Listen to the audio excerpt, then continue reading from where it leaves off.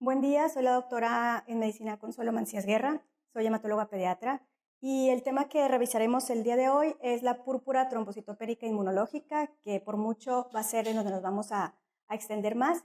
La segunda sería la púrpura trombocitopénica trombótica y el síndrome urémico hemolítico. Para empezar, tenemos que definir qué son las plaquetas. Finalmente, es una enfermedad o son enfermedades plaquetarias. Estos son fragmentos celulares sin núcleo y son producidos por los megacariocitos en la médula ósea. La vida media de las plaquetas es entre 7 y 10 días y su principal función es promover la hemostasia primaria. El recuento en las plaquetas puede ser muy variable, incluso de un día para otro. Cada laboratorio tiene sus rangos de normalidad, pero en general podemos decir que el recuento normal varía entre 150,000 y 450,000 por microlitro. Hay defectos en las plaquetas tanto en el número de las mismas como en su función. Básicamente nos vamos a extender en los defectos en el número de las plaquetas. La disminución de los mismas se llama trombocitopenia y esta disminución puede ser por falta de producción, que los principales enfermedades serían aplasia o reemplazo, por destrucción periférica, que usualmente es autoinmune, o por secuestro. Los sinónimos de la púrpura trombocitopénica inmune pueden ser púrpura autoinmune primaria o púrpura trombocitopénica idiopática. La descripción de la misma o la definición de la púrpura trombocitopénica idiopática es una enfermedad hemorrágica adquirida que se manifiesta con sangrado anormal de piel y mucosas ocasionado por la disminución en el número de las plaquetas secundaria a la destrucción acelerada de las mismas en el sistema retículo endotelial por la participación de un anticuerpo antiplaquetario. Esto quiere decir que la producción es normal adentro de la médula ósea, que las plaquetas van a ser destruidas en el sistema circulatorio y usualmente es provocado por un anticuerpo, autoanticuerpo antiplaquetario. Es muy importante poner atención que el sangrado manifestado en la PTI es en piel y mucosas y generalmente o prácticamente en el 100% de los casos no hay hemorragia en las articulaciones, es exclusivamente piel y mucosas y puede ser también en otros tejidos u órganos. La causa más común de una hemostasia defectuosa provocada por plaquetas es esta púrpura trombocitopénica idiopática. Como lo habíamos mencionado previamente, puede ser causada por autoanticuerpos, que es con mucho la más frecuente, por aloanticuerpos o por anticuerpos dependientes de fármacos. La fisiopatología es muy importante para nosotros poder empezar a hacer un diagnóstico diferencial, saber que la trombocitopenia es aislada, es decir, en el examen de sangre, que es la biometría hemática, no va a haber ninguna otra disminución en ninguna de las series, ni la blanca ni la roja, exclusivamente en la serie plaquetaria. Usualmente es un autoanticuerpo contra las proteínas de superficie de la plaqueta, que puede ser la glicoproteína 2B o 3A. Usualmente hay un proceso infeccioso reciente que puede ser viral inespecífico, puede ser incluso rubiola o sarampión. Otra cosa que puede ser la causa de esto podrían ser inmunizaciones recientes, usualmente con vacunas de virus vivos atenuados. Sin embargo, en el 50% de los casos, los anticuerpos no son detectables y es muy importante descartar enfermedades subyacentes como podría ser el SIDA, la hepatitis B, lupus eritematoso sistémico e incluso fármacos. Hay diferentes teorías acerca de por qué se produce esta púrpura. La que más se conoce o la que más gente se orienta a pensar es acerca de la teoría del espectador inocente. Es decir, hay anticuerpos o complejos inmunes antígeno-anticuerpo debido a esa infección viral reciente. Esos complejos inmunes se fijan a las plaquetas. Esto hace que las plaquetas se atrapen en el vaso y sean fagocitados por los macrófagos. Una segunda teoría establece que hay una alteración de la plaqueta por el agente infeccioso, es decir, la deforma, eso hace que el cuerpo la reconozca como extraña, se producen anticuerpos antiplaquetarios que asimismo son fagocitados por los macrófagos. Y una tercera teoría nos dice que el virus provoca una reacción cruzada con un antígeno de la superficie plaquetaria y esta reacción cruzada provoca que el cuerpo se confunda y destruye no solamente los virus, sino también las plaquetas debido a estos antígenos que se pegaron, a unos anticuerpos que se pegaron a los antígenos de la superficie plaquetaria.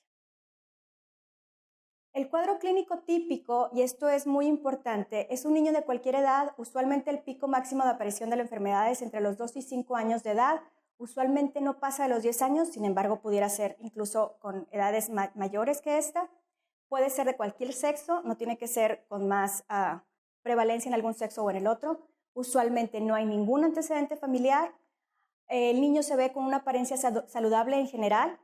Tiene el antecedente de una infección previa en el 80% de los casos. El resto, es decir, el 20% restante, puede ser posible que sea que porque los papás o los familiares no se acuerdan de esa infección o simplemente porque no se presentó y la causa fue distinta a esa.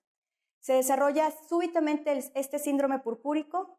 El examen físico demuestra solo los datos de sangrado anormal, usualmente es en piel y mucosas, y la biometría hemática es normal a excepción de la presencia de trombocitopenia. Aquí estamos viendo una fotografía, se ven unas manchas de color púrpura que no son palpables y que al oprimirlas no desaparecen. Estas son las petequias. Algunas petequias se hacen tan grandes que se convierten finalmente en equimosis o moretones, es decir, las petequias son simplemente equimosis muy pequeñas en la microvasculatura de la piel. Aquí podemos ver otro paciente en donde se ven ya equimosis más importantes, más las petequias que mencionamos. Entonces, usualmente el motivo de consulta de estos pacientes es por cualquier causa de síndrome purpúrico, que pudieran ser petequias, púrpura, sangrado en las encías, epistaxis, menorragia, incluso sangrado de tubo digestivo, hematuria o síntomas neurológicos por hemorragia del sistema nervioso central. Aquí les quiero recalcar que, como pueden ver en los motivos de consulta, ninguno dice hemartrosis, es decir, cuando se presenta un paciente con hemartrosis estamos pensando en otra causa de sangrado, que no sea la púrpura trombocitopénica idiopática. ¿Qué es lo que tenemos que hacer cuando llega un paciente con estos motivos de consulta? Pues un interrogatorio y una exploración física. El inicio de los síntomas, cuando es una PTI, usualmente es de un par de días hasta incluso 2 semanas. No hay síntomas sistémicos. Usualmente hay infecciones positivas, que ya dijimos que pueden ser virales del sistema respiratorio superior o inmunizaciones recientes. Hay que preguntar específicamente por uso de medicamentos recientes. Historia familiar de la trombocitopenia es negativa. No debe de presentar adeno ni hepatoesplenomegalia. Tiene el síndrome purpúrico. Y si encontramos alguna otra cosa, no necesaria hemartrosis, pero sí artritis, tendríamos que pensar en una enfermedad subyacente como el lupus eritematoso sistémico. Lo primero que tenemos que hacer cuando llega un paciente con estas características es pedir exclusivamente una biometría hemática, que es por mucho el examen que más frecuentemente se pide en cualquier hospital o consultorio médico. Se pide una biometría hemática que contenga a su vez un frotis de sangre periférica, es decir, la descripción manual que haga la química que está corriendo esta biometría para que nos diga exactamente a ojo cuánto es el número de plaquetas que ella vio. Nos enfocamos específicamente en la cuenta plaquetaria y es importante para hacer el diagnóstico diferencial enfocarnos también en la morfología de los eritrocitos, que pueden tener forma de esquistocitos o cascocitos, que significa que son eritrocitos destruidos, y si hay o no aumento en el tamaño de las plaquetas. Para revisar un examen de laboratorio hay que tomar en cuenta que también puede haber errores en el mismo.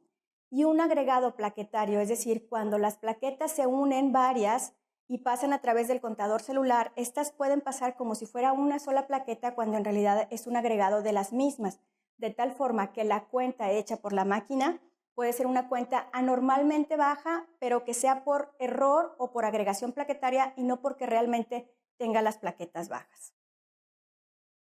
Esta es una fotografía a 100 por, en donde estamos viendo cómo hay en el centro unos agregados plaquetarios y que el contador celular lo puede contar como una sola plaqueta. Sin embargo, nos estamos fijando que hay más de una en ese agregado plaquetaria. Por lo menos podemos ver unas 7 plaquetas ahí. Cuando el conteo manual de las plaquetas está, uno ve en un campo al microscopio ve arriba de 28 plaquetas, estamos hablando de que ese paciente tiene un aumento en la cuenta de las mismas. Cuando tiene entre 11 y 27 plaquetas, tiene una cuenta plaquetaria normal. Cuando tiene entre 7 y 11, tiene una cuenta levemente baja. Cuando tiene entre 4 y 7, tiene una cuenta plaquetaria moderadamente baja, y cuando tiene menos de 4 plaquetas en un solo campo, tiene una cuenta plaquetaria severamente disminuida. Aquí podemos ver otro frotis de sangre periférica a 100 por, donde estamos viendo una buena cantidad de plaquetas. Así, a simple vista, podemos ver que tiene seguramente entre 11 y 27 plaquetas, lo cual nos quiere decir que es una cuenta normal plaquetaria. Entonces, recalcando este punto, deberá corroborarse sobre todo cuando el diagnóstico de trombocitopenia se realiza como un hallazgo, si se correlaciona o no con la clínica. Si nosotros tenemos un reporte de una biometría hemática con una cuenta plaquetaria anormalmente baja, pero el paciente no tiene ningún síntoma o ningún signo, hay que checar si realmente esa cuenta plaquetaria es la real. Entonces tenemos que descartar que no haya un artefacto o un error en el laboratorio que nos esté contando inadecuadamente la cantidad de plaquetas. Y esto puede ser o porque la muestra se diluya, porque sea muy poca muestra, o que haya una inadecuada recolección, y todo esto lo podemos ver solicitando exclusivamente una biometría hemática y un frotis de sangre periférico. La PTI, su incidencia anual es entre 40 y 60 casos por millón por año en niños menores de 15 años, que es la presentación más frecuente de la púrpura trombocitopénica inmunológica. El 80% de los casos presentan plaquetas menores de 30,000. Puede haber una presentación aguda, que es con una duración de menos de 6 meses, y una presentación crónica, que es cuando esta forma aguda ya se extiende más de 6 meses y se convierte en crónica. Aproximadamente el 20% de los casos, solamente el 20% duran más de 6 meses, y muchas de las ocasiones, incluso hasta un 80 o 90% de los casos, puede remitir espontáneamente aún sin tratamiento. ¿Por qué tendríamos que pedir nosotros un aspirado de médula ósea en un paciente que tiene una púrpura? ¿Qué tendríamos que estar sospechando como diagnóstico diferencial? Primero que nada, que en la biometría hemática no solo sea la cuenta plaquetaria la que está disminuida, sino que tiene disminuida o la serie roja o la serie blanca. Que en la biometría hemática nos reporten blastos en el frotis de sangre periférica. Que tenga algún síntoma sistémico que no corresponda al síndrome purpúrico. Que tenga una trombocitopenia crónica o inexplicable, o que tenga esta púrpura trombocitopénica idiopática una evolución diferente a la esperada. El diagnóstico de PTI es muy importante, que lo hacemos por exclusión. Es decir, si nosotros vemos clínicamente un cuadro que corresponde a un síndrome purpúrico y una biometría hemática que lo único que tiene anormal es una cuenta plaquetaria baja, podemos descartar que sea cualquier otra causa y el diagnóstico se hace por exclusión. Es decir, descartamos que sea por leucemia, descartamos que sea por anemia plástica, descartamos que sea por destrucción adentro del sistema circulatorio, y nos quedamos con el diagnóstico de PTI. Como lo dije ya previamente, tendríamos que hacer diagnóstico diferencial con leucemia, con púrpura que no sea la PTI, sino una púrpura trombocitopénica trombótica, con anemia plástica y con anemia megaloblástica, que también puede presentar disminución en la cantidad de las plaquetas, pero presenta volúmenes anormalmente altos, tanto de la serie blanca como de las plaquetas. Entonces, ¿cuándo es que vamos a tener nosotros un riesgo de sangrado? Si tenemos más de 100,000 plaquetas, aun cuando esté anormalmente bajo, no hay ningún riesgo de sangrado. Cuando tenemos entre 50 y 100,000 plaquetas, solamente va a haber un riesgo de sangrado mínimo en caso de una cirugía mayor o un trauma. Si tenemos entre 20 y 50,000 plaquetas, puede haber síntomas leves y usualmente son solamente cutáneos, cuando tenemos entre 5.000 y 20.000 plaquetas, podemos tener síntomas moderados, cutáneos y mucosa también. Y cuando tenemos menos de 5.000 plaquetas, hay quien dice menos de 10.000, son síntomas severos, espontáneos y pueden incluso involucrar al sistema nervioso central o tubo digestivo. Como en todos los padecimientos, ahora hay guías y estas guías también son controversiales, debido a que se basan exclusivamente en el número de plaquetas y no tanto en la clínica del paciente. Hay algunos países que son muy intervencionistas y prefieren tener al paciente internado y hay algunos que no lo son y prefieren vigilancia fuera del hospital si esto lo permite. Lo más importante, independientemente de una cuenta plaquetaria normal, es el cuadro clínico. Es decir, tenemos que tomar en cuenta la gravedad, la edad del paciente, si hay enfermedades subyacentes o no, el estado clínico en general para poder tomar una decisión correcta acerca de si ese paciente requiere quedarse hospitalizado o no.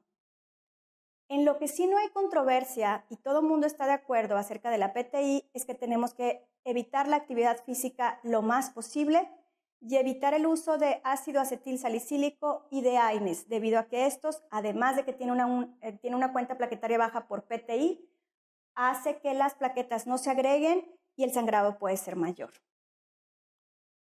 ¿Qué nos estaría indicando que hay una hemorragia grave y que debe ser hospitalizado un paciente? Pudiera ser epistaxis que requiera taponamiento nasal, que haya un suficiente sangrado, que haya perdido hemoglobina y que tenga una anemia de 10 gramos por decilitro o menos, que tenga una hematuria severa o que tenga una hemorragia intracraneal. La hemorragia grave se puede presentar hasta en el 17% de los casos con púrpura. El 40% de este 17% se hacen crónicos y pueden tener una hemorragia importante. Es decir, 17 de cada 100 niños con PTI pueden tener una hemorragia grave. 11 de los 80 o 90 casos restantes son casos agudos y solamente 6 se van a convertir en crónicos. Esto es en números redondeados.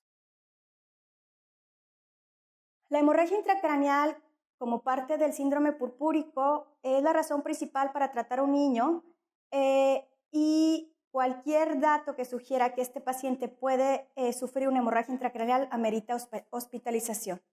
La incidencia de esta complicación anteriormente, hace 20 años, era más o menos del 4%, pero actualmente es de menos del 0.1%. En 13 de cada 14 casos ocurrió una hemorragia intracraneal cuando hubo menos de 10.000 plaquetas. No se ha demostrado que disminuye el riesgo de hemorragia intracraneal en pacientes que incluso tengan más de 20.000 plaquetas y otros factores que pueden predisponer a que un paciente tenga una hemorragia intracraneal pudieran ser el ácido acetil salicílico, los AINES, malformaciones arteriovenosas intracraneales o un traumatismo en el cráneo. Aunque esta diapositiva parece una diapositiva muy difícil, nos ayudaría mucho a entender perfectamente cómo podemos hacer un diagnóstico diferencial cuando tenemos un paciente con trombocitopenia y o síndrome purpúrico. Si hay involucro a otras líneas celulares, aparte de la serie megacariocítica, tendríamos que descartar hemólisis.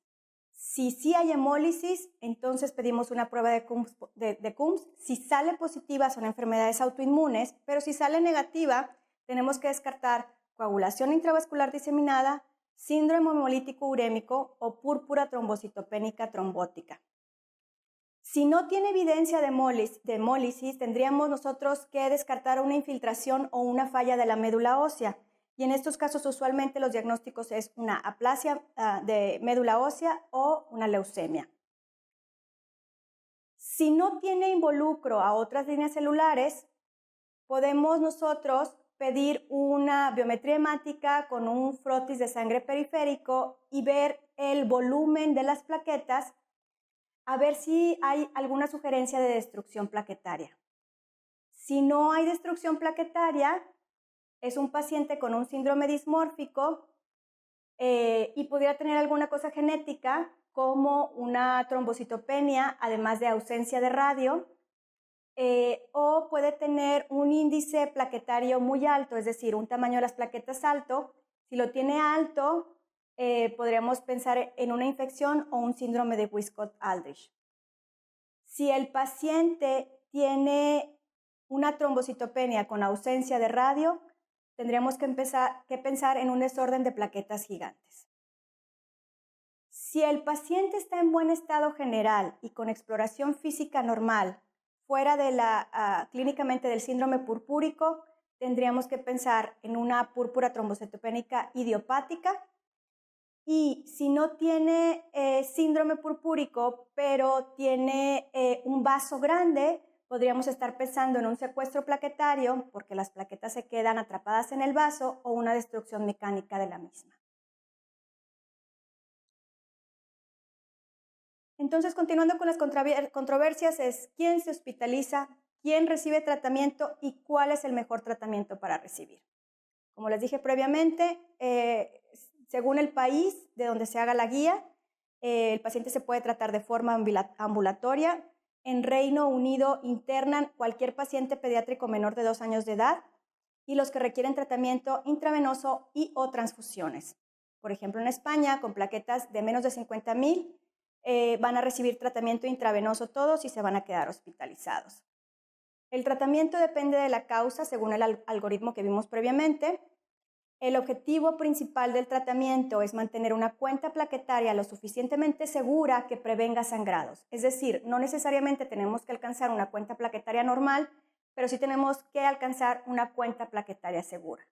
Más de 50,000 plaquetas no requieren tratamiento. Entre 30 a 50,000 plaquetas no requieren tratamiento tampoco, a menos que vaya a tener que ser sometido a una cirugía mayor. Menos de 20,000 plaquetas requiere tratamiento y por ningún motivo se puede dejar sin tratamiento los pacientes que tengan menos de 10,000 plaquetas, es decir, ellos reciben tratamiento estricto. Los pacientes que reciben tratamiento son los pacientes con sangrado activo, independientemente de las cuentas de plaquetas. Sangrado activo significa no un sangrado en piel ni mucosa, sino un sangrado que puede ser una epistaxis que requiera taponamiento, un sangrado de tubo digestivo, una hematuria importante o una hemorragia intracraneal. Todos los niños o casi todos los niños con menos de 20,000 plaquetas van a recibir tratamiento y la observación se hace en pacientes que no tengan sangrado o que el sangrado sea solamente en piel y mucosas. ¿Cuáles son los tratamientos de elección para la PTI? El que se utiliza mayormente son los corticosteroides, la gamma globulina intravenosa y en mucho menor frecuencia la inmunoglobulina anti-D. La ventaja que tienen los esteroides es que son mucho más fáciles de conseguir y son mucho más baratos. Para decidir si vamos a necesitar utilizar esteroides o gamma globulina intravenosa, necesitamos considerar no solamente los efectos colaterales que provoca la gamma globulina, sino también el costo económico de lo mismo, que va a depender del peso del paciente y que puede llegar a ser incluso de 30,000 o 40,000 pesos. Las dosis de cada uno de los tratamientos de elección vienen aquí en esta tabla. El mecanismo por el cual actúa cada uno de los tratamientos también está explicado aquí y cómo es la tasa de respuesta en cada uno de los pacientes. Los corticosteroides son por mucho el tratamiento más usado por más tiempo y el más económico. Aquí están los mecanismos de acción, las dosis también del medicamento a utilizar, que puede ser prednisona si lo vamos a dar de forma oral o metilprednisolona si se va a dar de forma intravenosa. En cuanto a la gamma globulina intravenosa, actúa bloqueando los receptores Fc. Este tratamiento incrementa la cuenta plaquetaria más rápidamente que los esteroides, pero es mucho más caro y tiene más efectos colaterales. Y su duración es mucho más corta que la duración del tratamiento con esteroides. Esta es la primera elección de tratamiento en pacientes con PTI en Estados Unidos, independientemente de su costo. La inmunoglobulina anti-D como tratamiento para la PTI se puede utilizar exclusivamente en pacientes RH positivos. Tienen como inconvenientes costo y efectos colaterales. Es menos rápido que la gamma globulina intravenosa y no tenemos experiencia en nuestro medio. Usualmente en México los únicos 2 tratamientos de elección son la gamma globulina intravenosa y los esteroides. En los casos crónicos vamos a tener más problemas. La gran mayoría de los pacientes permanece asintomático a pesar de que andan con una cuenta plaquetaria anormalmente baja, y cuando de plano no responden a ningún otro tratamiento, se les puede realizar una esplenectomía, la cual produce una remisión de 70% de los casos, y además continúan o pueden continuar con tratamiento con esteroides, gamma globulina y globulina anti-D. Hay ocasiones en que es importante utilizar el efecto agudo de la gamma globulina más el efecto a largo plazo de los esteroides, de tal forma que se puede dar el tratamiento con ambos. La tendencia parece ser que va orientada a tratar cada vez a menos pacientes, es decir, dejarlos exclusivamente en vigilancia, sobre todo con aquellos que tienen entre 30 y 50,000 plaquetas o más. No hay ningún estudio que realmente sea útil para poder disminuir la hemorragia intracraneal, de tal forma que prácticamente es una decisión del médico si el paciente requiere tratamiento con gamma globulina, con esteroides, que si requiere estar internado o no, si lo puede dejar en vigilancia o no. Las sugerencias son internar a los que sangran activamente o requieren tratamiento intravenoso, tratar a todos los pacientes que tengan menos de 20,000 plaquetas y o con sangrado activo, y hay que considerar si podemos utilizar corticosteroides junto con la gamma globulina o se puede utilizar uno o el otro según el poder adquisitivo del paciente y de la familia y del medio en el que se encuentre. El pronóstico es que más de las 2/3 partes de los pacientes con PTI aguda se van a resolver. La crónica permanece como tal en el 20-30% de los pacientes. Usualmente se presenta en pacientes mayores de 10 años en la forma crónica, y usualmente estos datos de sangrado de la PTI crónica persisten por más de 14 días. Hay un pequeño porcentaje de pacientes que pueden presentar una PTI refractaria a tratamiento y se puede considerar como tratamiento para la refractaria esplenectomía, rituximab o agonistas del receptor de la trombopoyetina. En cuanto a la PTI del adulto, aquí la proporción sí es diferente, no es igual que en los niños, que son la misma proporción para hombres y mujeres, sino que la del adulto hay una proporción 2:1 en relación a más en mujeres que en hombres. La incidencia usualmente es entre los 15 y 40 años. Aquí no hay una enfermedad subyacente. Tenemos que descartar el SIDA, la hepatitis C y el Helicobacter pylori. De 50 a 70% de los pacientes responden, y los que no responden se les puede dar danazol, interferón, vincristina, ciclofosfamida, vitamina C o ciclosporina A. La esplenectomía también es una opción de tratamiento, sobre todo si el paciente no ha remitido.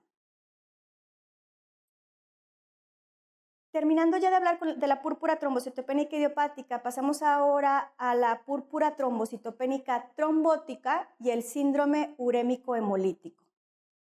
Como su nombre lo dice, la púrpura trombocitopénica trombótica va a tener síndrome purpúrico, va a tener trombocitopenia y va a tener también la formación de trombos adentro del sistema vascular.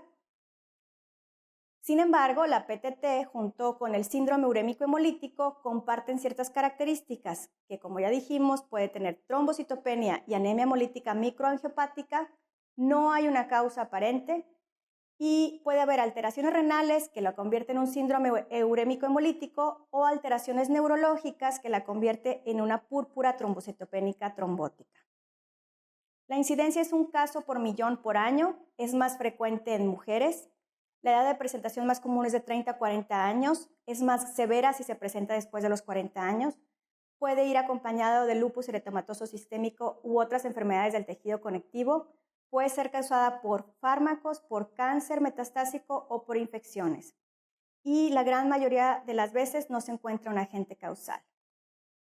En la púrpura trombocitopénica trombótica lo que sucede es que hay un defecto en la regulación del factor de von Willebrand, hay una anormalidad o una disminución en la enzima ADAMTS13.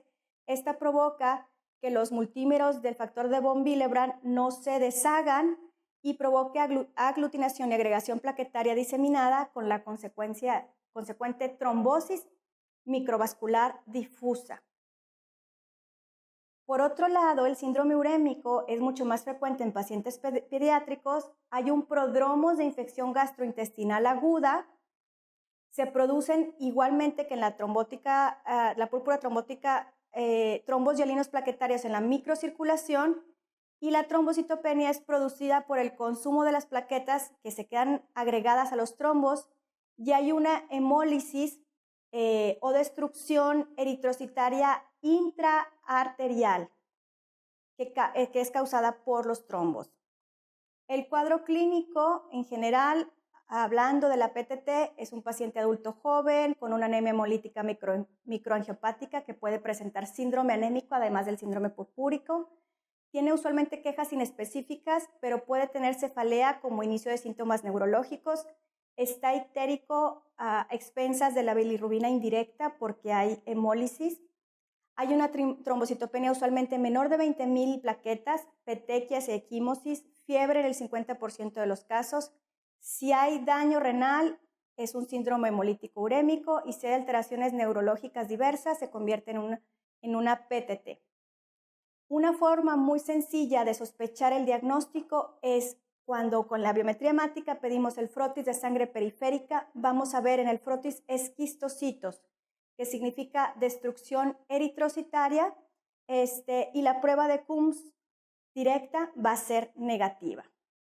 El diagnóstico diferencial tiene que ser contra coagulación intravascular diseminada, leucemia aguda, púrpura trombocitopénica autoinmune, síndrome de Evans, eclampsia o lupus eritematoso sistémico. Aquí, como ya lo hemos visto, a diferencia de la PTI, tiene otros datos de laboratorio y otras anormalidades en la biometría hemática, como anemia, hay hiperbilirrubinemia indirecta, trombocitopenia, el Coombs directo es negativo a pesar de que está hemolizando, hay fragmentos de eritrocitos en el frotis de sangre periférica, la DHL suele estar muy elevada, hay retención de SOADos y se puede o no medir la enzima ADAM-TC13. Sin embargo, esta última no es necesaria por ser muy costosa y los niveles pueden ser anormalmente elevados y considerar que no lo es cuando en realidad tiene todas las características de una PTT. El tratamiento, si no se le da con prontitud, puede provocar la muerte incluso en las 2 primeras semanas después de iniciar con los síntomas. El tratamiento de elección es la plasmaféresis, es decir, un recambio plasmático automatizado en una máquina.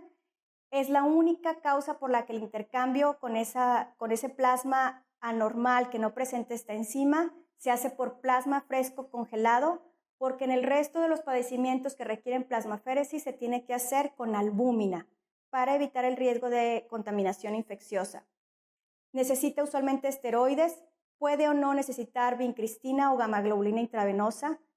El rituximab ha probado que puede ayudar en el tratamiento tanto de la PTT como del síndrome urémico hemolítico. Es imprescindible evitar la transfusión plaquetaria, ya que este puede agravar todavía los síntomas del síndrome purpúrico. La esplenectomía puede ser necesaria para casos recurrentes o resistentes, y en caso de que tenga un síndrome hemolítico urémico puede ser necesario incluso el uso de diálisis. La sobrevida del 80% es hasta el 80% con un diagnóstico temprano. Hay pacientes que recaen desde un 20 hasta un 60% de ellos. Como les había dicho, el peor pronóstico es en pacientes mayores de 40 años o que tengan una fiebre mayor a 38.5 grados centígrados y que se presenten con una anemia menor de 9 gramos por decilitro. La esplenectomía es útil en casos de recaídas o que haya una respuesta parcial incompleta. Para terminar, solo quiero mencionarles algo que hace que haya un motivo de consulta o que los médicos manden a los pacientes con el hematólogo cuando en realidad no es necesaria. Esta no está incluido dentro de la clase, sin embargo, no hablamos de trombocitosis en niños y es una frecuente causa de consulta con el hematólogo. No hay una trombocitosis que realmente sea importante y que requiera una vigilancia crónica del paciente. Como les dije, origina muchas consultas y origina también malas decisiones, de tal forma que cualquier paciente que se presente con más de 450,000 plaquetas en la edad pediátrica en un consultorio esta trombocitosis no tiene ninguna relevancia clínica y el paciente puede seguir así durante toda su edad, durante toda la edad pediátrica.